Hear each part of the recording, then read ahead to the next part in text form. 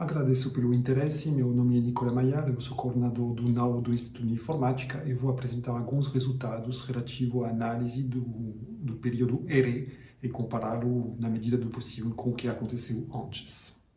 Vou ser breve e ir ao ponto. Eu vou apresentar um conjunto de duas ferramentas e só dois tipos de resultados. A primeira das duas ferramentas é um conjunto de script R que temos desenvolvido internamente no Instituto de Informática para poder comparar facilmente a média das notas obtidas no ensino na graduação.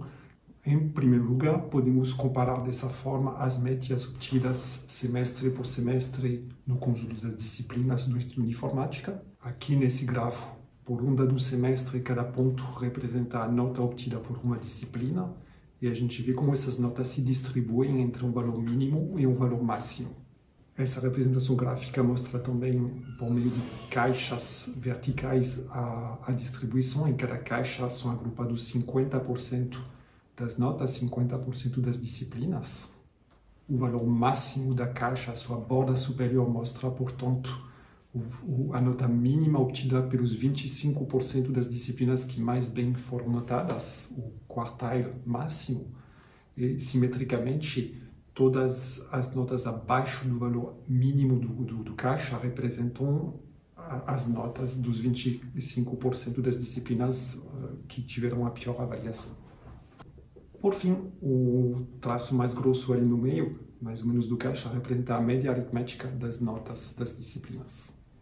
O que se pode concluir dessa representação das notas das disciplinas? A gente percebe que entre o período pré-ERE, os 4 semestres de 2018 e 2019, e o período ERE, 2020 e 2021, a nota média baixou um pouco, mas bem pouco. Passou mais ou menos de 4,7 a 4,6, o máximo sendo, obviamente, 5.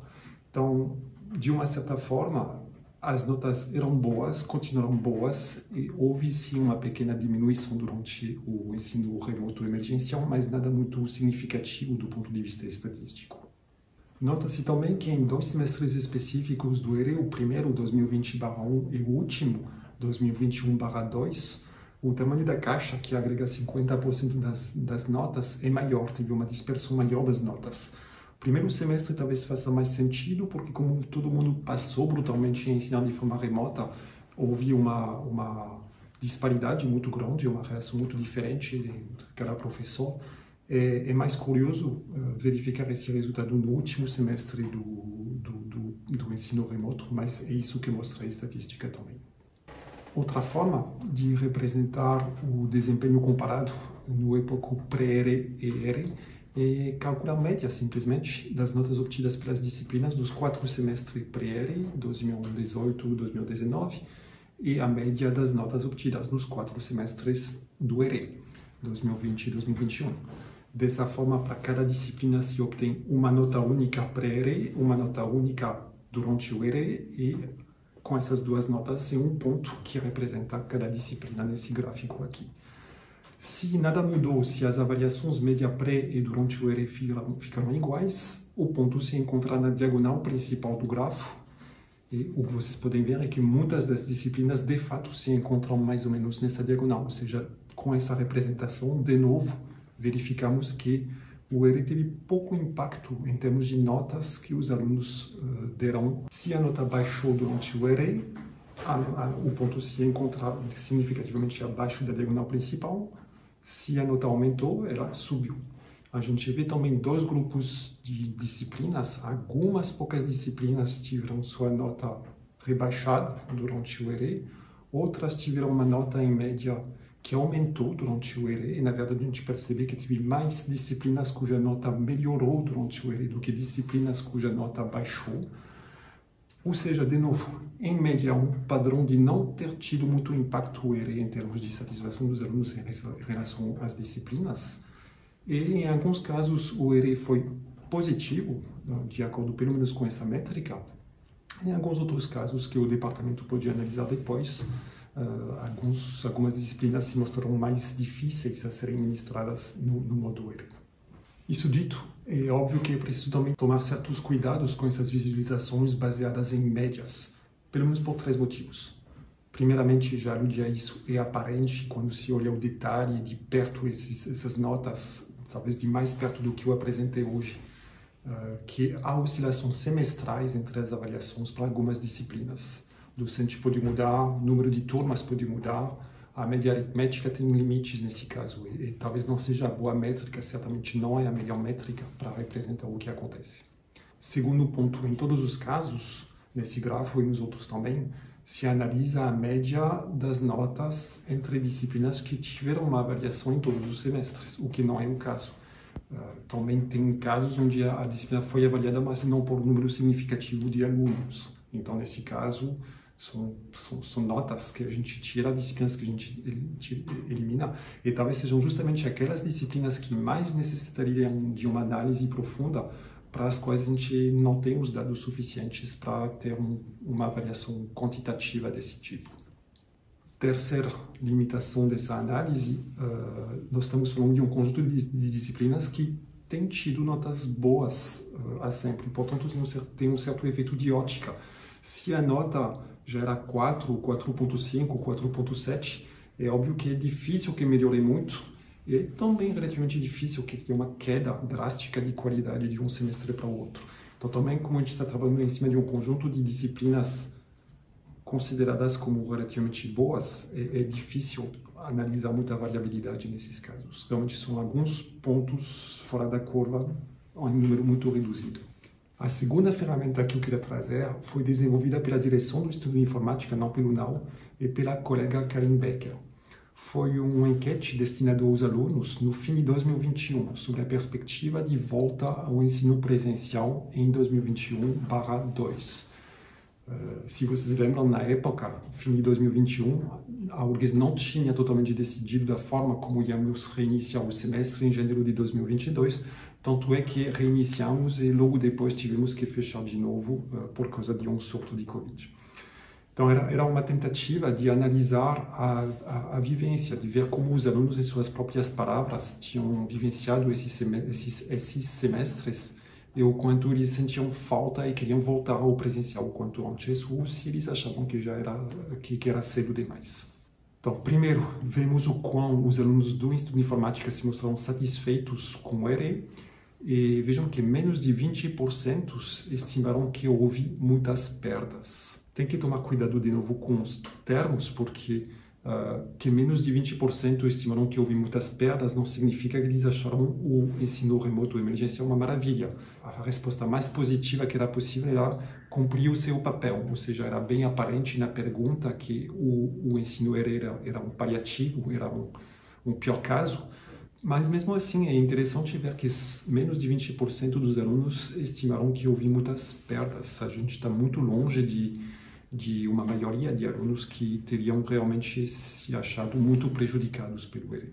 Agora, o que começa a ser muito interessante é que, no caso dos alunos do Instituto de Informática, há claramente uma segmentação imensa entre dois perfis de alunos. Os alunos mais novos, até o quarto semestre, e os alunos mais veteranos, do quinto semestre para adiante. Analisando as respostas às mesmas perguntas, mas por faixa etária, a gente vê proporções quase opostas. Dentro dos alunos novos, quase 41% apontaram por muita perda. Já os veteranos enxergaram nitidamente muito mais vantagens no ERE, quase 40% acharam o ERE positivo. Então, claramente, os alunos mais novos que não tinham tido contato nenhum com a universidade tiveram muito mais dificuldade para ingressar, literalmente, na universidade e se acostumar ao ponto de achar que o ERE realmente tinha sido uma perda, enquanto que alunos já bem inseridos na URGS e nos seus estudos encontraram no ensino remoto, mesmo emergencial, um certo interesse. Do que os alunos sentiram mais falta?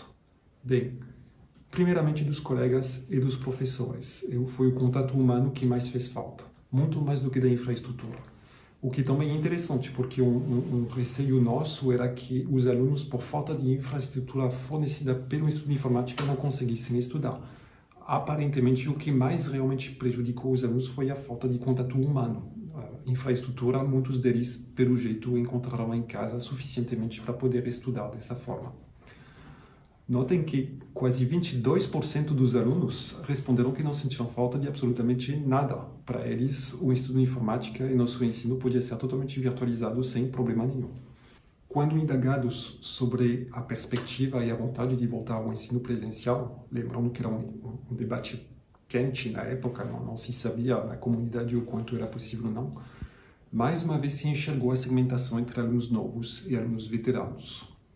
52% dos alunos novos queriam a volta total tão logo começasse 2022, enquanto que 48%, quase metade dos veteranos, eram contra a volta ao presencial.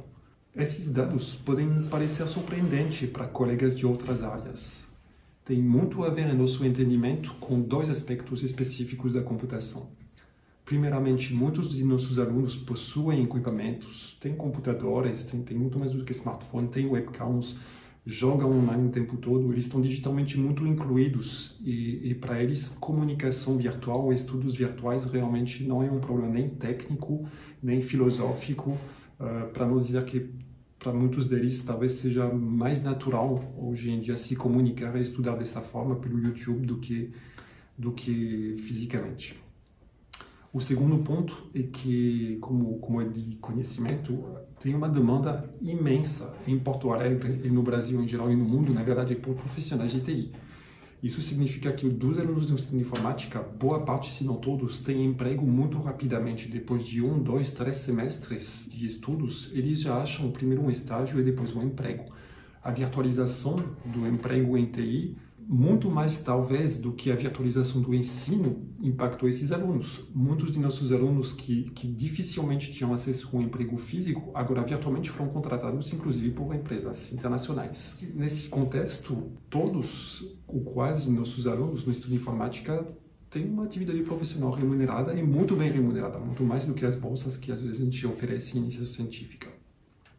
Isso significa concretamente que o ensino remoto e a possibilidade de não se deslocar fisicamente e dedicar boa parte do seu tempo diário a estudar na URGS possibilitou para esses alunos acumular o emprego e os estudos.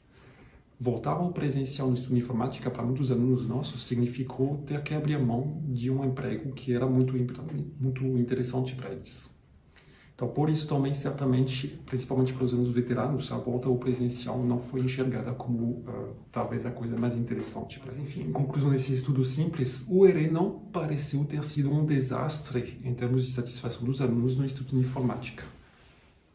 Tem índices que mostram que não teve muito impacto, na verdade, que pelo menos de acordo com os critérios de avaliação que o portal da avaliação possibilita, os alunos se mostraram tão satisfeitos ou tão insatisfeitos como antes do ensino virtual com as disciplinas oferecidas pelo estudo de informática. Tanto os alunos como os docentes claramente encontraram desafios, foi um susto, tiveram que se adaptar, teve perda de qualidade sim em alguns aspectos, mas teve ganhos por outros, e em média parece que não mudou fortemente o ensino durante o período ERE. Era isso que eu queria apresentar hoje. Eu estou, obviamente, disponível para questões, perguntas, observações, seja por encontro síncrono, seja por e-mail. Se vocês tiverem interesse em ver o conjunto de scripts, tecnicamente falando, que a gente usa, estão disponíveis, obviamente, a página do Nau está ali para esclarecer as dúvidas. Até logo.